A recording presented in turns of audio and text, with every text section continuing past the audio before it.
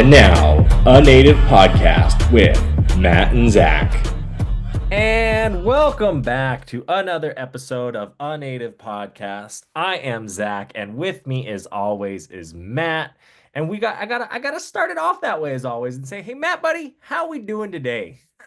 Hey man, it is a Friday today. It feels really good. It's the weekend as they say, coming up, and no, real good. My birthday's coming up soon, Christmas, all that jam. So Well, I don't know if you noticed it because we recorded this episode today, this interview with Paul. Super exciting to get into. Definitely, you guys are going to love this one. Paul is one of our OG guys. When we talk about Indian country people, when it's like those who, when you look at that core group of people, you got Lou, you got Reno for me, you got my dad, you got Gerald, Paul, my grandparents, right? All falling here. David Kenora, we gotta get him next, right? I know you're listening. But this is an exciting one. But I wanted to point it out because I knew we could probably talk about this subject alone for probably a half hour. And I didn't quite want to do it, but I wanted to point it out to you in the opening here is we recorded this episode on December 20th. Tomorrow's the 21st, but kind of arguably the 20th, 21st is the solstice days. solstice. And we talk a lot about the solstice, but Oh wow. just wanted to point that out to you as Wow. a calendar at the bottom of the screen. Wow, that's yeah, it's so interesting timing. But no, Paul's a great guy. Paul's he's kind of with G&G. He's our Southwest guy. He really is. Yeah, So like, Paul, do you know this guy? If you're trying to do something in the Southwest, like he might know them. he really does. And he does a lot too, for Oh his yeah. tribe, for the tribal people of New Mexico, for Indian country as a whole. And that's kind of another thing I want to highlight here and highlight with, some of these people we have talked to is the fact is the work when we have these people that work in Indian country and all over Indian country. Sometimes their work goes unnoticed because a lot of tribes and tribal people are in their region or their area typically. Right. So when Right. this national work is happening, you kind of don't understand it. So it's definitely one of those things we want to document, and definitely a great interview talking to Paul today. He's a great guy, and I'm super thankful, super happy that we had him on. It means a lot to us. It really does. As we're growing this podcast and starting off, we're seeing those numbers slowly trickle out. We see all 100 of you. We know we're growing. We appreciate it. Thank you. We just ask that you just keep telling your friends and helping us out. We really appreciate it. We hope you enjoy the content. Please email us. gng@gng.net. Matt checks that email probably once a month. That's fine. No rush, no hurry. But we'll get back to you. We'll talk about it. We'll have some topics we can discuss. Let us know. Give us some feedback. Matt, do you have a fun fact or anything for us before we roll right into this? Yeah, so kind of two-ish things, but the first, like we talk about like highlighting, I think it's very important to highlight these people who are not so much like out there in the media. Like Deb Holland is from the same tribe as Paul, but yet people know who she is because she's on the big stage, so to speak. And it's like Paul is from the same community doing great work, and it's like, Exactly. let's highlight these people like we've been doing with these interviews. And one thing I really wanted to highlight is the running aspect of the Jemez Pueblo are very much known for their running, and guess what Paul loves doing. So Loves the run. And you'll hear that in his introduction, which I really like that, just how he takes that indigenous perspective and says, how can we relate it to that European construct that we're taught in the United States education system? We're taught that Indians are savages. We're not shit. We got buildings that are 1,000 years old. And I go look at these barns built 50, 100 years ago, rotting out here in Montana. You know what I mean? and Like, they collapsed and they're rotting and everything else. exactly. So we were smart people. We'll talk about it. and we are very thankful that you guys are listening to today's episode. Now, please welcome Paul. Did you know there's a new native apparel company? No, I did not. It's called Shop LS 574, named after the 574 federal tribes and the Little Shell descendancy of its founders. Wow, that's really cool, man. It is. It is becoming a spot to order native apparel by and for natives, working with native designers and teams to help best represent Indian country. That's awesome, dude. For sure. Now make sure to go pick up some Native podcast swag as well as other native gear while shopping at shopls574.com. Oh, yeah. And do not forget to use code ANP10 to save on your next order. That's ANP10. Hey Matt, did you know there's a tribally owned net company? No, I did not. Not only are they tribally owned, but Blue Ribbon Nets also creates totally sustainable products. With Blue Ribbon Nets, not only are you getting quality nets, but even eco-friendly ones as well. That's awesome, dude. It sure is indeed. Make sure to use code RUGAROO10 on your next Blue Ribbon Net order to save. Again, the code is RUGAROO10, RUGARU10. I am definitely getting a Blue Ribbon Net now. Tune in every Tuesday to hear your favorite native podcast. That's right. A Native Podcast has new episodes every week, ranging from boarding schools to Indian child welfare. Not only that, but we have Indian country covered from Maine to California and Florida to Alaska, Hopi to Blackfeet and Choctaw to Tlingit, and all those Crees in between. And all you other natives and non-natives out there, we want to remind you to tune in this Tuesday to A Native Podcast. All right, everyone. Thank you. We would like to welcome our guest today. Our guest is Paul Fragua. Me and Matt work with Paul, but I'll let you introduce yourself and kind of explain what you do in Indian country, what you've done, and we'll kind of go from there. Great. Well, thank you guys. It's good to be with you. I am talking to you this morning from Albuquerque, New Mexico. I am from the Pueblo of Jemez, also located here in New Mexico, about 50 miles northwest of Albuquerque. As a way of introduction, I do like to introduce myself as a firekeeper, a runner, a translator, and an interpreter. And I use those terms as firekeeper is I like to think my life's work is keeping the fires of tribal sovereignty burning. And, my life's work really is about bringing voice to the voiceless and visibility to the invisible. I use runner because one, physically running in our tribe running is a great tradition. But a lot of us natives and native nations have used running for communication as well. And so a lot of my work is actually in communications as well. So that's why I like to use runner. And then translator and interpreter is really about my work, especially in planning and architecture, because that's essentially what we do as architects and planners is we listen, we interpret, and we translate. And so you listen to people's desires, needs, or wants, and then translate that into a design. So I really prefer translator and interpreter as opposed to architect. So that's a way I like to introduce myself. Oh, I like that. I do. Because it's taking that almost traditional belief in that, we were firekeepers, we were translators, especially when you talk about like the communications. I look at the Gray family and look back at, okay, for Little Shell, there's some Métis in there. What's going on? Oh, Hudson Bay, and you look at the Gray family, like, and it's like, oh, okay, so we were these traders, fur trappers, hunters, guidesmen, taking people over the pass, doing this, that. We traveled Montana, North Dakota, Canada, Right. but now it's different. Like how do you relate that in modern terms? And we are still doing that in ways. I feel like, especially with G&G, we are bridging that gap between that, European and, native world sometimes. Yeah, and I like to, and I do make these introductions quite a bit. I've been doing quite a few presentation and talks at universities and even at national conferences, and I do use that form of introduction.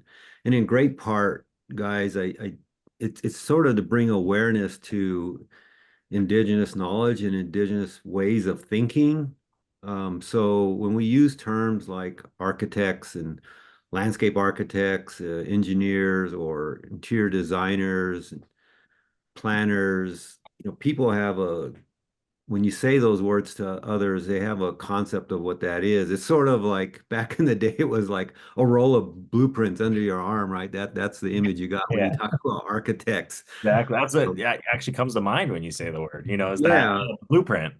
yeah. But when you use terms like translator and interpreter, it really is more descriptive of that process of design. And then it helps to have others realize that, in fact, indigenous peoples did do that, right? I mean, we have great examples of structures that have been built over the centuries and absolutely designed and planned and built.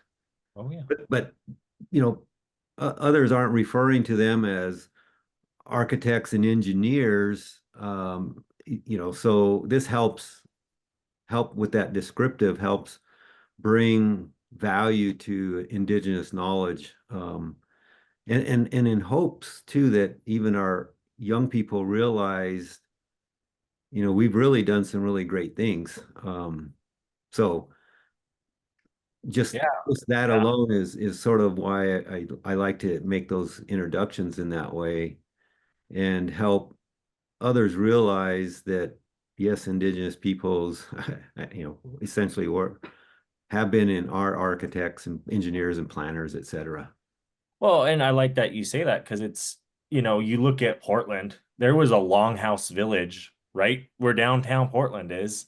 Yeah, You look at Mandan and the mounds they built, they're still there, right. thousands of years later, hundreds of years later, whatever, people believe.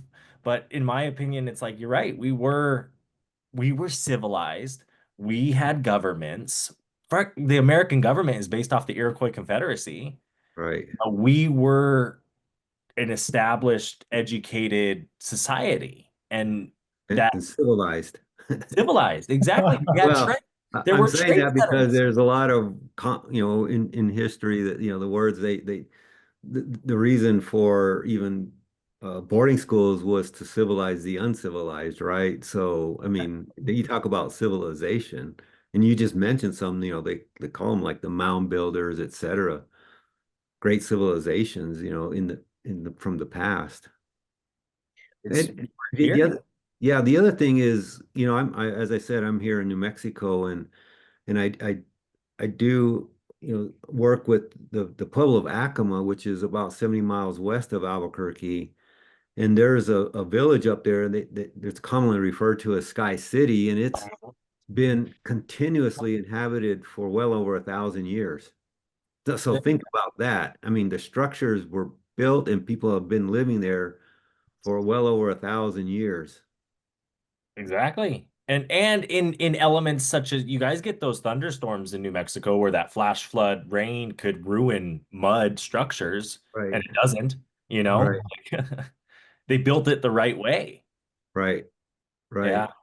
And there's a Well, Even village out in security. Hopi, also a village out in Hopi that's been continuously inhabited also for well over 1,000 years. That's crazy. Talk about sustainability. I don't know, that's pretty Yeah. much it right there. it's Oh, so exactly. amazing, guys. It's so amazing we're talking about this. I watched a thing on Chaco Canyon recently, and Oh, Paul, you in New Mexico, it's like you have native architecture surrounding you where you live, like within an hour's drive, and it's amazing how they aligned it with the sun and the moon, and it's like you don't have modern measuring devices or modern ways of doing and building, and right. so that speaks to the advancement of alone during, it's like it really makes you think, and that's still a structure still standing, Yeah. Yeah. people can visit, right? Yeah, I'll tell you guys, and I'm glad you brought that up, Matt, because there is a great experience that I've had that's really um, sort of been a game changer in my journey in planning and architecture. And that is, I had the great privilege to work on the development of a new campus for the Institute of American Indian Arts just in South Santa Fe. Oh wow. And I bring that up because um, I had also the great honor and privilege to go out to Chaco in some ways to do some research and study the architecture, and then we applied it to the development of the new campus at IAIA. Oh, When was this? When was it built? So we started, I mean, master planning was done in the early 90s. Okay. We worked with a really, I guess, even world-known Métis architect by the name of Douglas Cardinal. Okay. He's from Canada. And when I was brought on at IAIA, um, he they were already underway on master planning. So I came in and sort of helped the completion of the master plan, and then began to look at designing and constructing the first phase of the campus. And so, with that in mind, knowing that this institute is it's really the Institute of Contemporary American Indian Arts is what it was understood to be. hmm. But it was also um, for all. It's not exclusive Native only. I mean, we've had some students come from around the world to come there, Oh, but wow. it's located here in Santa Fe, so it's located in the Southwest. And while it serves many from around the world, even we wanted to respect and honor the location here in the Southwest. And so we ended up going out as a I was then the assistant project manager. The project manager and I went out to Chaco, and we went up, they call it Fajada Butte. It's a mesa that rises up off the desert floor there. And at near the very top is something that's been referred to as the Sun Dagger. And people can, look that up. In fact, there's even videos about this on PBS, and it's called the Sun Dagger. And you may have seen this yourselves. It's a spiral figure that's etched into the sandstone sort of mesa top walls, and then there's a couple slabs of stone. And If you're not happy, the the light um, filters in between these slabs of stone and hits these spiral marks. And so we went up there on summer solstice, and I went up there alone with two park rangers. That they were just There was a change in the park ranger, so the leaving park ranger was showing the new park ranger where this Sun Dagger is located, and it's a climb. The then project manager physically couldn't make it up because we had to do some free climbing through a crevice, and it's not a trail. Nobody goes up there. I'm serious, nobody goes up there.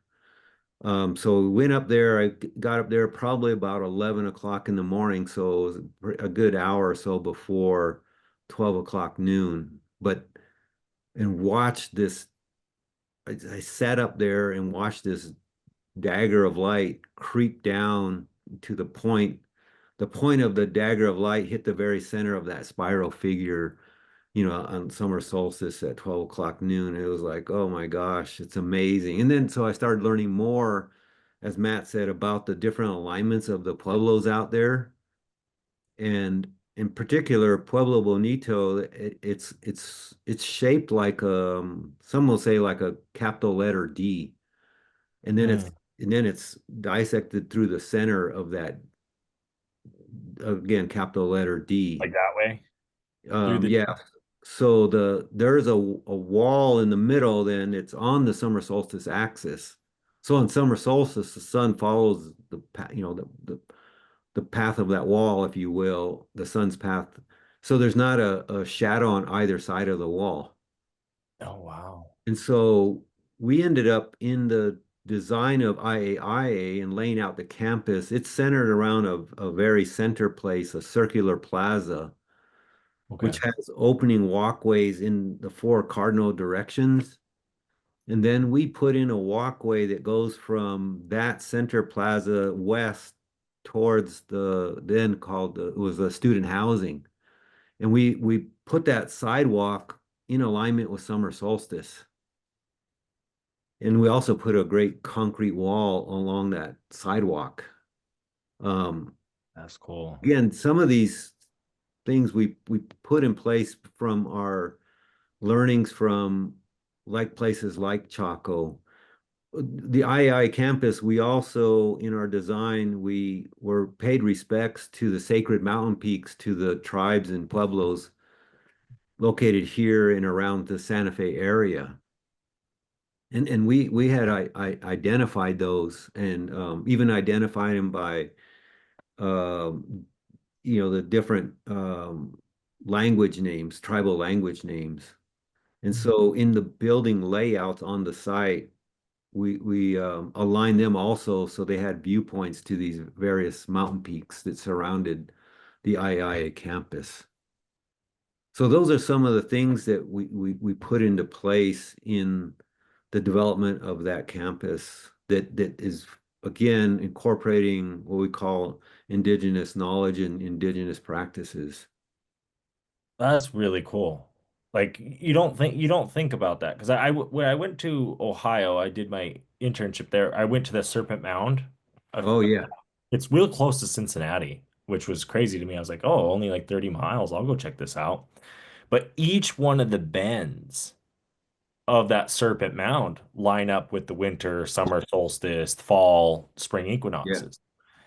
It's the only mound over there that doesn't have any bodies in it when they did like the scans.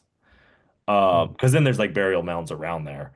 And then I went up to the Bighorn Medicine Wheel down south of Billings there in the Bighorns.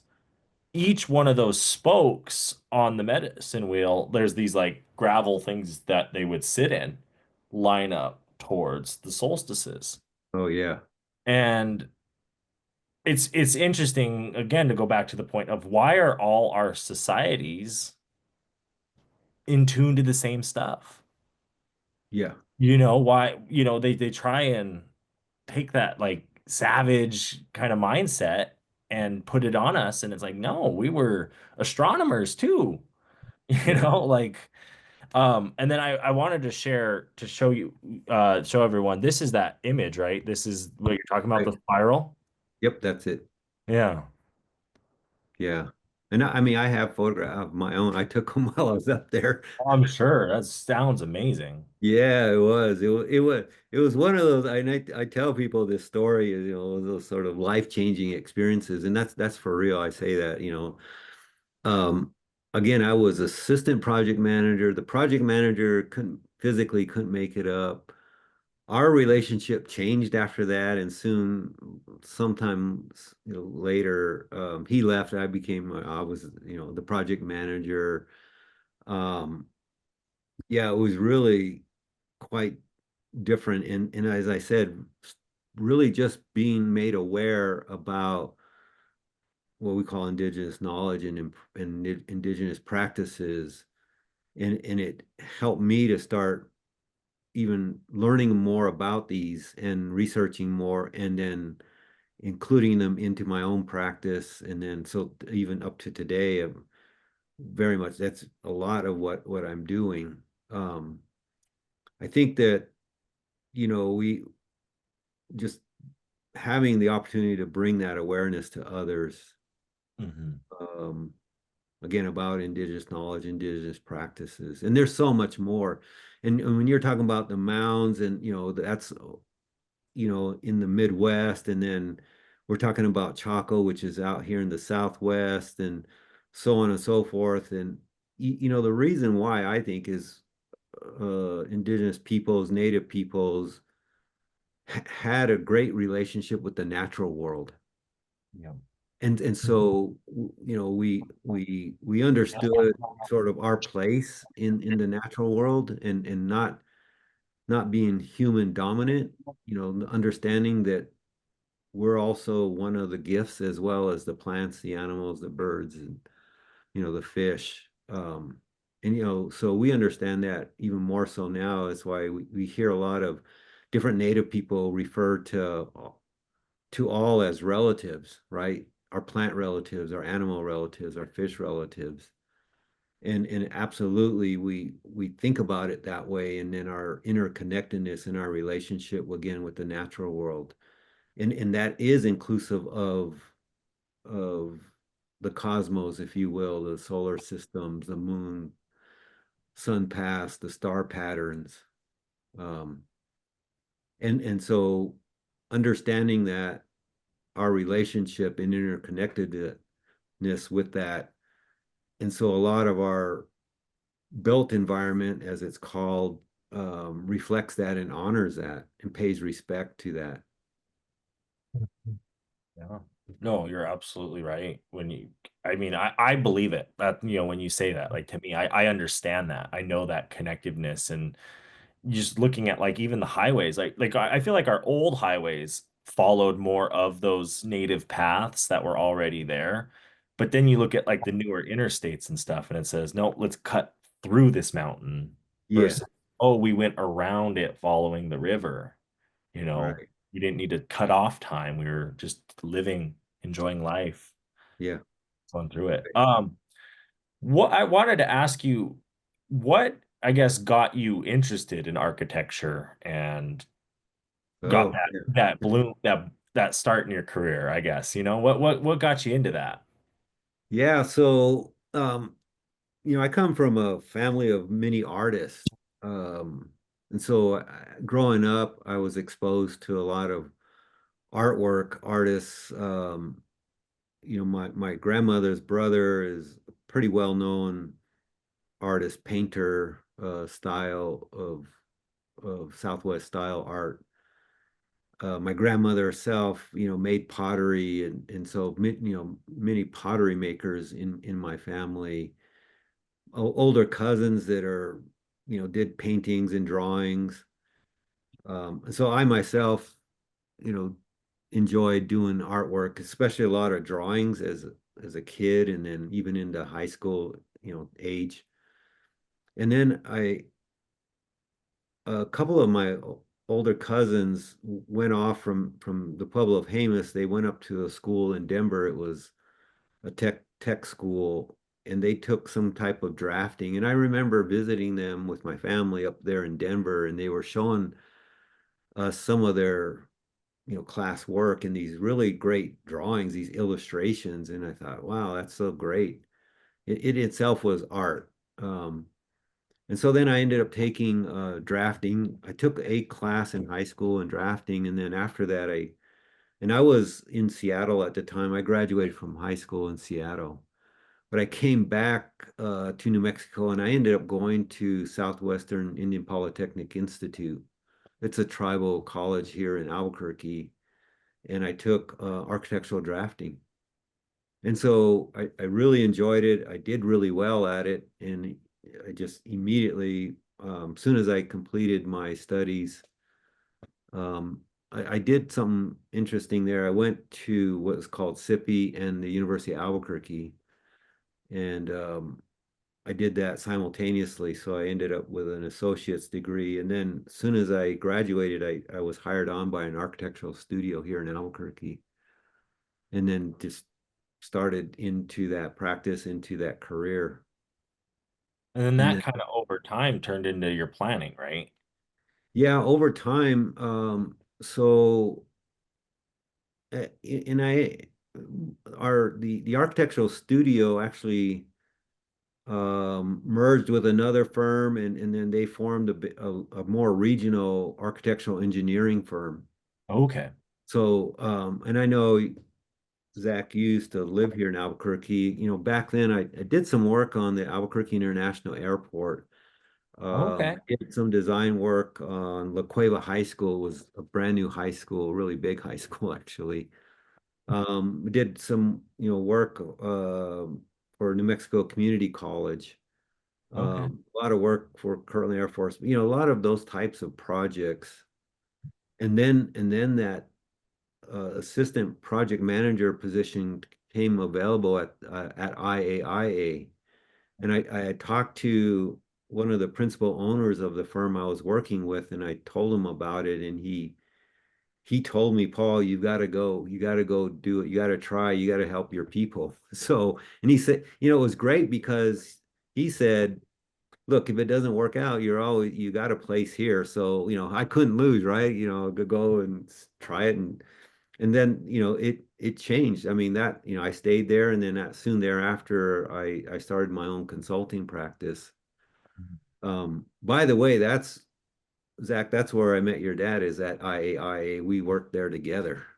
Oh, okay. So that at the same time, you guys overlapped. Yeah, we were working there together, and then so we've known each other for a long time, and continuously try to, do some work together as well. Right. Yeah, 30 years, I think. Yeah, yep, That's exactly. crazy. That's crazy. I mean, it's crazy what happens in that amount of time too, and it feels probably just like yesterday. And now we'd like to take the time to pause and take you to music on a native podcast. This week, Buffalo Jump Records opening song by Cloud Eagle.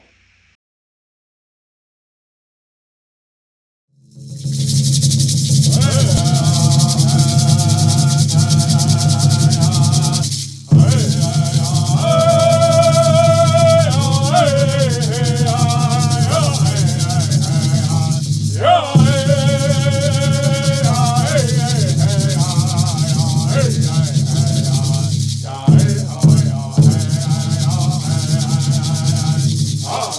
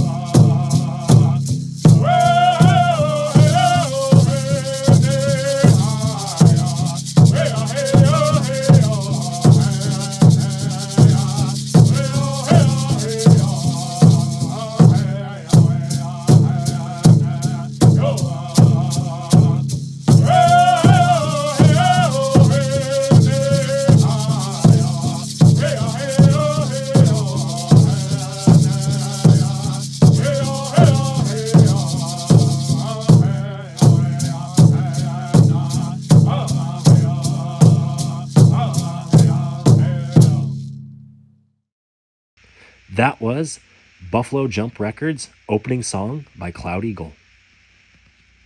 And so the evolution of my own journey in the practice has really shifted. I do very little design work today, where I did a lot of design work in the past, but it's now more planning and then more what we call tribal engagement. So I do a lot of going back to that communication. I do a lot of that communication in engagement, and it's absolutely important because that's that listening, translating, interpreting aspect of the whole design and design build process. Right. Well, when you helped here kind of in the early stages of the one here in Wolf Point or Poplar, Oh, the right. area. Yeah. And we're putting in a statement of qualifications for some work in California. And as we're putting the proposal package together, they're asking about my, tribal work experience. And so even last night, I was just started putting this list together and it just kept growing and growing. It's a pretty lengthy list, but yeah, so inclusive of that is, something you just mentioned, working up there at Fort Peck with the Assiniboine and Sioux tribes on a wellness center. And that type of work is, my experiences goes all over Indian country, like literally all over, all four corners, Including Alaska too, right? including Alaska, which I Yeah, didn't really care to go to at the beginning, but then I've been trying to find a way to get back there. Now, yeah, now you're like, Yeah. hey, Alaska, let me know.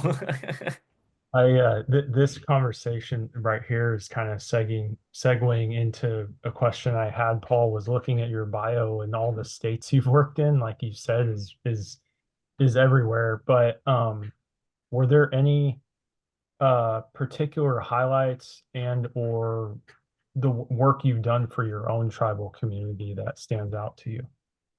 Yeah, that's a good question. So speaking of Alaska, you know that project it's a small village up there on the Bering Sea coast. And I responded to, I don't know, some request, and I ended up, and it was some housing work. And I ended up uh going up there. Honestly, guys, I didn't really have any desire to go up to Alaska, and certainly not to go to Alaska and do any work. But I had this opportunity. I ended up taking it. I met two other guys that were also assigned to this project, if you will, this housing project. So I flew out of Albuquerque to Seattle, Seattle to Anchorage. I met these two guys for the first time in Anchorage. You fly from Anchorage to Bethel, um, and then from Bethel, it's a small plane out to the village there on the Bering Sea coast. The village, it's called Quinnahock, and it's about 700 people in that village.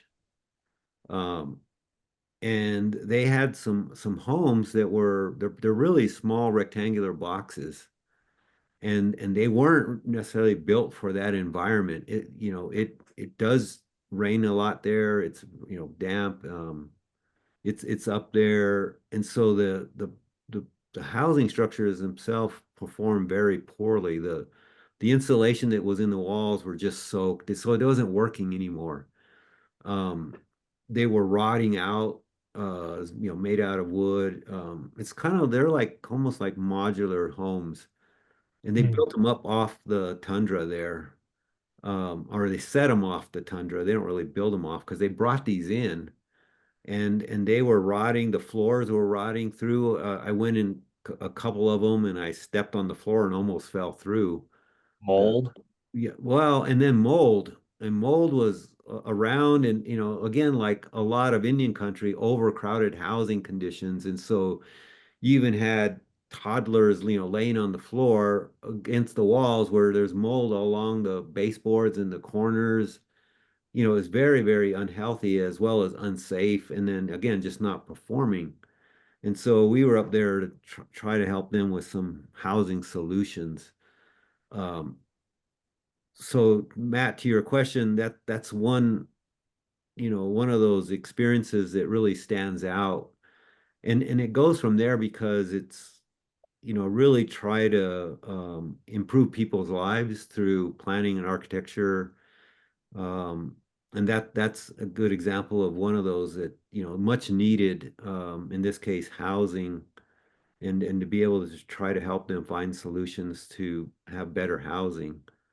Um, you- So when Go you're ahead. doing when you're looking at houses like that and you're like, okay, we need to clearly redesign this box because this box ain't working. Do you look at things like, okay, the sun in the summer is up you're in Alaska, so Yeah. you got 18 hours of sun in the summer and then, 4 hours of sun in the winter, so is it like, oh, we're going to build south-facing windows so that sunlight in the winter can come heat the house and different things like that you're taking into consideration?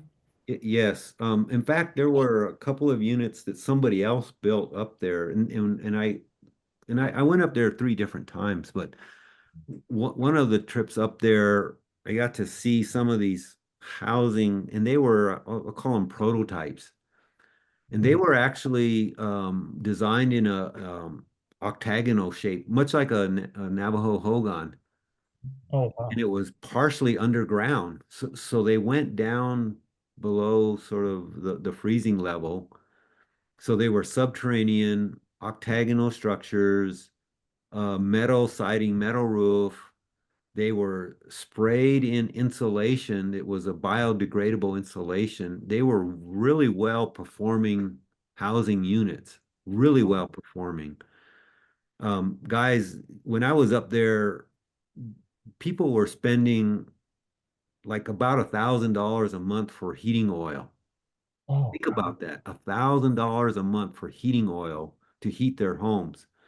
This prototype housing that I'm talking about was costing them about $100 a month. It performed that Wow. well. jeez. But Wow. but get this, this is the the the citizens up there didn't really prefer it. And so the Why?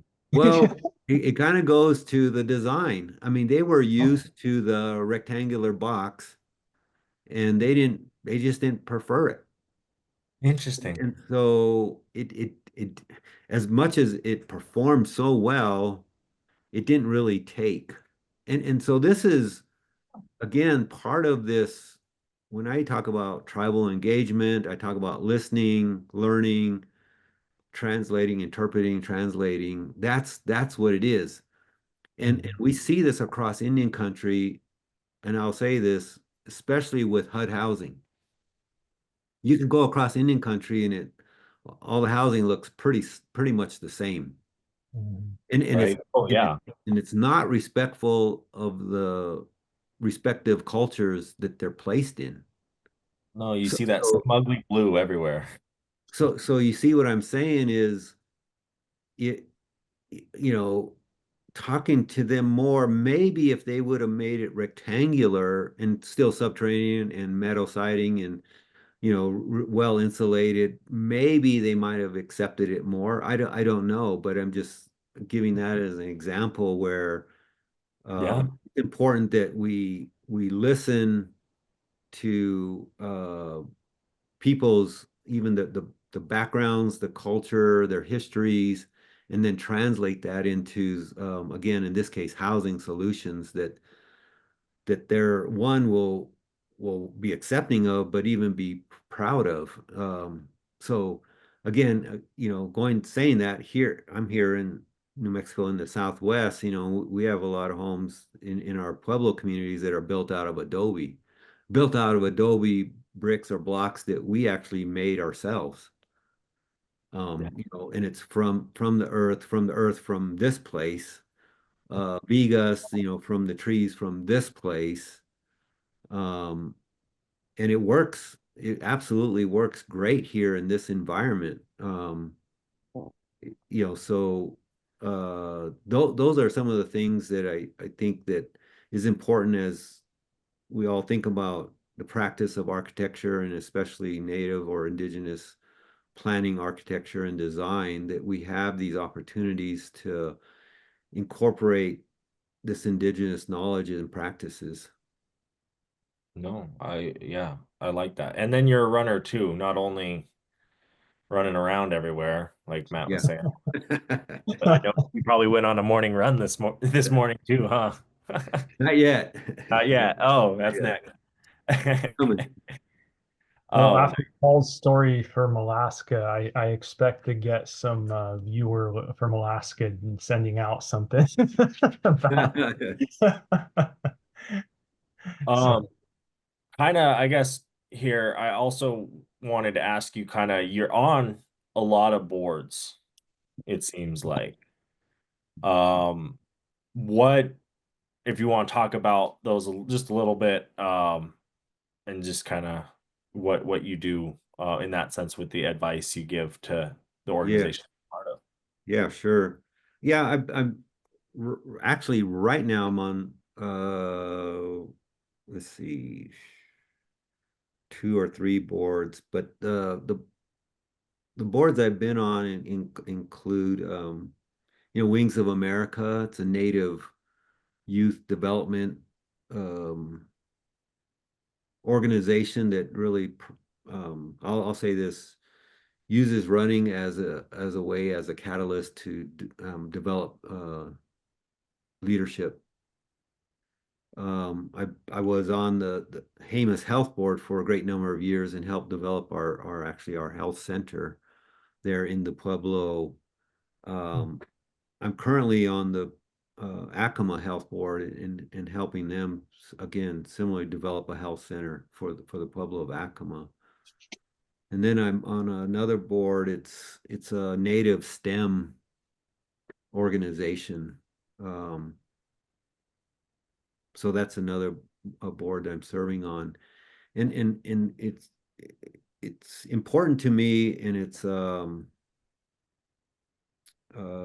even exciting, or actually, to be on some of these boards, because I have an opportunity to, again, as I've been saying, help bring in indigenous thought, indigenous ways of knowing, indigenous ways of living. So whether it's STEM, or healthcare, or leadership development, again, it's always trying to help that native ways of knowing and living up, rise up. Well, I guess we're kind of getting to the end here. The final question I have for you is, I guess, what advice or things you have for those in Indian country that are interested in kind of pursuing a career similar to yours, or just advice in general you have for Indian country based on what you've experienced, kind of along those lines. Yeah, sure. Again, I've my evolution is, and I have the great privilege and honor. I've been doing a lot of presentation and talks at different universities, and in fact, I've been working with some classes. I've even last semester it was co-taught a class of landscape architects and architects. This semester, another studio of landscape architects, and interior designers, um, really working on at a national level to promote indigenous professionals in the field of architecture, landscape architecture, and interior design, and engineers as well. We've begun a collective, and that's all intended to, one, in the professions, incorporate indigenous knowledge, but also to help grow these professions. And so as we are going out to even these universities, and I really want to get to the high school level, if not mid-school level, and bring that awareness, as we started at the onset of this conversation this morning, about bringing the awareness about indigenous knowledge and practices. So our Native peoples, especially our young Native people, understand. We, in fact, were architects and engineers and designers, and that as we are, and I use the term nation building, as we're building up our Native nations, that we need the architects and landscape architects and engineers, and we would like that indigenous thought included in those processes of design and development. And so, and even more so to have our, our own Native people be involved in these professions and practices. And so that's a great deal of my time and effort these days, is to, as we say, we're thinking about the generations yet to come. And so a lot of this is sort of planting the seed, if you will, and looking forward to that growth, growth of our own people, and again, the growth of our Native nations. No, I like that. Even when you said the landscape architects, because it makes me think like we don't need Kentucky bluegrass here on the Great Plains out in Oh, no. Montana. But if we did wild grasses, still can look nice. Yeah, well, I've been doing a lot of that work. In its some call it restorative, so restoring. I liken it to awakening the spirits so we can welcome them back home, much like what's happening with the bison and bringing them, coming back home to tribes. And now with the taking down those 4 dams along the Klamath. I don't know if you guys have heard this. It's amazing. The salmon are already up there, Ah, like they just were like waiting that. for it. And they went back home like immediately. And so you think about that even in the concept of plants, birds, animals, insects, fish, being able to welcome them back home. And put it this way, being able to welcome our relatives back home. And you're right, we don't need the other sort of species, right? This bring our own relatives back home, and so we can restore more what we call balance and harmony. And that Exactly. and that absolutely has a lot to do with what we call landscape architecture. And and these professions and the application of them actually do promote healing and wellness. As you know, from our respective, tribal nations and our communities, um, when we go into a place, whatever it is, if it's rivers, lakes, mountains, the fish, certain animals, plants, um, we're at home, right? When you see those things, when you interact with them, you're at home, and obviously, I think, we all feel better. Yeah. Yeah. Oh, got the privilege to take Matt hunting this fall and take him to a place where I've gone hunting for, 20 years now, and just where it's all that sagebrush, and it's Yeah, just that's it. I mean, that's what it was. But I know the little shell were in this area, so it was like, yeah, it is just that. It's that natural. It's not a farm field, but it's just that boom, open. But there's still life out there. We right. saw the life out there. You saw the birds. You saw the deer. You saw the, even elk. I've seen elk out there. Yeah. But definitely that. But we're kind of coming to the end. Last thing we have is final words. If you do have any final words, other than that, yeah. No, thank you guys. Thank you for having me on. I really support what you're both doing, Zach and Matt. Keep up this effort. Again, it's a opportunity to bring awareness and even education to lots of different people. And if we bring that awareness and education, hopefully, we understand one another better, and understanding one another better, hopefully, we're able to love one another better. So much love to both of you. Thank you. Thank you, Well, Matt. thanks, Paul. Yeah, Paul, I appreciate having you on here. Good to see you. And I think what caught my attention at the end there, you talking, was the prairie and some of my let's just say uncompleted master's work, which I hope to finish at some point, was looking at food sovereignty, Okay. specifically with the Lakota and the bison. And, that's dear to my heart. And I know Zach too, with the bison. And, you wouldn't think of it first off was like, how is architecture tied into the environment? But the way you explained it today was like, it's all connected, whether, and I'm sure you guys consider, environmentally sustainable things nowadays with the design of housing, and housing is still a much needed thing in Indian country, like we all Absolutely. know. So, Yep. yeah, appreciate you, and it was good having you on. All right. All right, Thank guys. you Thank again, Paul. We appreciate you. Thank you guys for listening this far in the episode. We appreciate all of our listeners. Thank you for helping us grow.